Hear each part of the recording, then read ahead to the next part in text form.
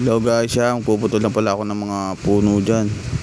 Nakakainis din kasi yung mga puno na yan eh. Minsan tinatambay ng mga langaw. Tsaka yan, pag lumaki yung mga yan, pag naglagas yan, dadagdagan na naman yung wawalasin ko. Diba, dagdag inis lang din yan. Kaya yan, puputulin ko na yan. Kita nyo, kahit pagod ako nyan, magbablog na ako eh. Siyempre eh, kumita ako dito. Vlog lang ng vlog. Alright. Ayan.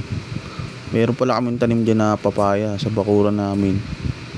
Pag yan may tumubo dyan, tapos pag wala akong nakuwang bunga dyan, pati yung puno ng papaya dyan, puputulin ko na. Yung mga kapitbahay namin dyan, pasok na ng pasok sa bakuran namin. Ayun na, sige, sa gilid na yun, may tubong papaya dyan, malaki na yan eh. Pag dyan may papaya nawala, nako, kaputol sa akin yan. Ayan guys, putol ko na pala yung mga alaman dyan.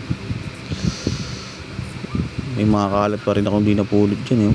Ayan, pinapulot ko. Oh, kita nyo, oh, sipag ko diba, kasi vlogger na ako, kaya masipag na ako. Dati tamad ako eh, tamad ako magputol yan eh. Ngayon masipag na ako, vlogger na ako eh. Lahat ang gagawin ko ngayon, bablog ko na.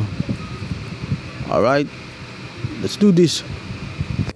Ayun guys, may natira-tira pa pala akong kalat dyan. Mga kalat ng kapitbahay namin yan. Tingnan mo oh, grabe oh. Sarap ipul sa bahay nila yan eh. Ito lang. Oh, pupulot pa ako ng kalat eh oh. Kainis. Ano ba dapat gawin ko sa kapitbahay namin?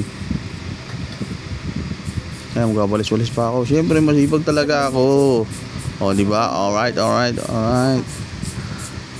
na oh. Linis na. Ayan, tapos na magwalis. Bye.